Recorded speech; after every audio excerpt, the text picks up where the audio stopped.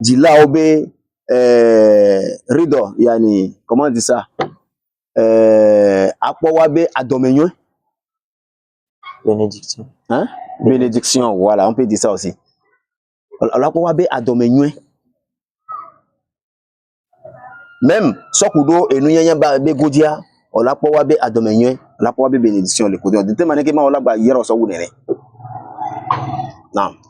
Donc on nous dit, même du côté de la connaissance islamique, il faut avoir cette habitude-là d'être toujours obéissant envers nos parents. L'obéissance envers les parents fait que dans tous les domaines, même que ce soit le domaine de la connaissance, tu auras la bénédiction des parents dans ce que tu fais. Et voilà. Puis il y a des gens qui font qui sortent à l'imam Malik ibn Anas. Imam Malik ibn Anas. Obe كانت أمه هي التي توجهه لطلب العلم. Imam Malik ibn Anas eya enua eye wonuke eye fien eye sodo enuyanya be moji be ne va ji enuyanya bimana eye obligé ne bina ojola nyanu ojola va ji enuyanya ojola va chercher connaissance donc yobe kana taqulu lahu be egbranana enua gbranana bina de izhab ila Rabi'a fata'allam min adabihi qabla ilmihi وكانت تلبسه أحسن الثياب وتحثه على طلب العلم مع حسن الخلق.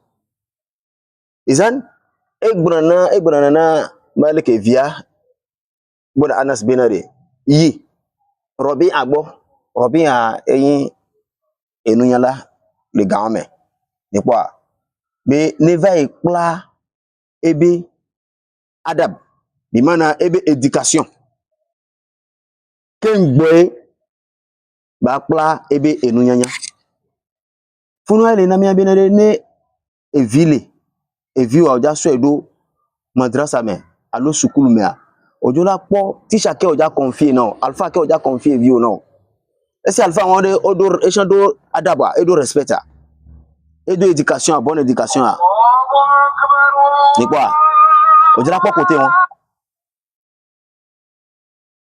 parce que elle a pla adab yani éducation le gbo kengbo la ba pla ebe nunya sibele ke imam Malik beno ele tone beno ne va pla ebe éducation kengbo ba pla ebe nunya na. Donc la troisième histoire concerne l'imam qu'on appelle Malik ibn Anas. Et l'histoire nous raconte que l'imam Malik ibn Anas, au fait, c'est sa mère qui l'a initié à la recherche de la connaissance. Et lorsque sa mère l'emmène pour la recherche de la connaissance, elle lui donne comme conseil d'aller auprès de son enseignant et d'apprendre son éducation. Son enseignant, son enseignant Rabi'a. Il s'appelle Rabi'a. Son enseignant se nommait Rabi'a. Que d'aller auprès de lui et d'apprendre son éducation avant sa connaissance. Donc, ça nous prouve que de nos jours, lorsqu'on amène nos enfants dans les établissements, il faut savoir à qui confier cet enfant-là. Il faut voir à quel professeur, à quel oustaz confier l'enfant-là. Est-ce que l'oustaz-là, il a une bonne éducation? Également, conseiller l'enfant d'apprendre l'éducation du professeur avant la connaissance. Voilà. Ebe enwa edona awune ejrana done ye etonone benede neyi ne bava pla bava son enunya kudo adenwede ya le comportement nywede bava son. Et sa mère lui habillait des plus beaux vêtements, prenait soin de lui et lui disait arriver au lieu d'apprentissage d'avoir un bon comportement. Donc aywa le fin benede ya aza yubayyin darul walidain fi tawjih al abnahi lil ilm. Et les fiens benede c'est-à-dire devoir que lena jilao e yibina one jabagba one no pousser wa be viwa be one va wonuke one va ji enunyanya parents be devoir e an birra al walidaini yu'inu ala talab al ilm parce que jila alo ano wo yue na jila on ade e won shan e pe na do de vionti le wa be enunyanya ki o va ji o va le ji e la aider o ni quoi Non. Donc, cette histoire nous prouve que c'est un devoir pour tous les parents d'amener leur enfant à la recherche de la connaissance. Et également, le respect ou bien l'obéissance envers les parents, c'est quelque chose qui favorise la recherche de la connaissance de la part des enfants. Voilà.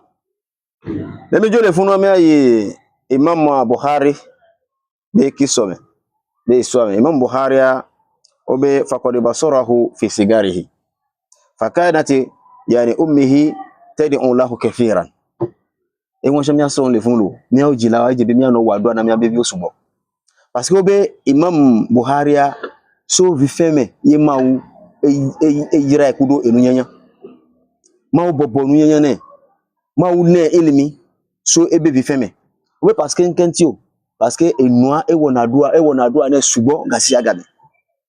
Non. Et la quatrième histoire, ça serait l'histoire du compagnon du prophète. Imam Bukhari. Imam Bukhari. Plutôt, ça serait l'histoire de l'imam al-Bukhari. Donc, on nous dit que Dieu l'a, comment je vais dire, Dieu l'a favorisé ou bien Dieu l'a glorifié avec la connaissance. C'est-à-dire, depuis son enfance. Depuis son enfance, Dieu l'a donné Dieu l'a facilité la recherche de la connaissance. Et ça provient également de l'invocation de sa mère. D'accord. Obe de tuma ke enwa wona dua ne yani hatta ra'at fil manami Ibrahim alayhi salam yaqulu laha inna Allah radda ala ibnaha basarahu bidu'aiha fa'ada ilayhi basarahu. Allahu akbar. Obe kaka agbereka enwa emna yin ekudron bina eya epo anabi Ibrahim alayhi salatu wassalam ekwe ke anabi Ibrahim le tuna bina de mawa ewonuke ena evio enu yanya sokudo apo adua wo wonti ma won yira evio ekho adua o sokudo evio nti le enu yanya be gome nipo a parce que nkenti o ma o bobo enu yanya ne. Naam. Obe haza yadullu ala barakati du'a il walidain be enwa ile enwa le doje si do benade albarka kele na adua be albarka le jila sokudo evianti et le défiant minene ça veut dire que ne wo jila o le ano wadua na evio ga sisi agame donc albarka le me quoi hein hasar al fi najahi talib al ilm parce que nous kentio on a peur de ne be jesido ki to bina evio a ela passé sokudo ne be avait dit et nous il a non passé ça dit il a bénéficié beaucoup quoi. Non. Donc on disait tantôt que c'est-à-dire comment Dieu a facilité la recherche de la connaissance à l'imam qu'on appelle al-Bukhari, ça provenait de les invocations que sa mère faisait. Et on dit vas-y. Et on dit sa mère invoquait tellement que Dieu, c'est-à-dire dans ses rêves, Dieu l'a fait parvenir le prophète Ibrahim. Et le prophète, alayhi salatu wassalam. Et le prophète Ibrahim la disait dans ses rêves que c'est comme ça, Dieu a donné la connaissance à ton enfant. Et on dit l'invocation des parents envers les enfants est une barka, c'est-à-dire une bénédiction pour la recherche de la connaissance de cet enfant-là. C'est-à-dire que si ton enfant cherche la connaissance et que tu te mets à invoquer chaque temps pour l'enfant, tu vas voir que la recherche de la connaissance serait facile pour ton enfant. Ah, ça va. Et soit on y est, voilà, à ton gomme, il y a des mots qui font amun inda salaf. Et nous y a la patawa, alors, il y a bien un grand que on va y a. Les nous y a la papa godia, afin que tu peux que waki qu'on va noter doigt, et les inukeo, bina kana kathiru min as-salaf. يتركون بعض مجالس العلم احيانا اذا احتاجهم والداهم.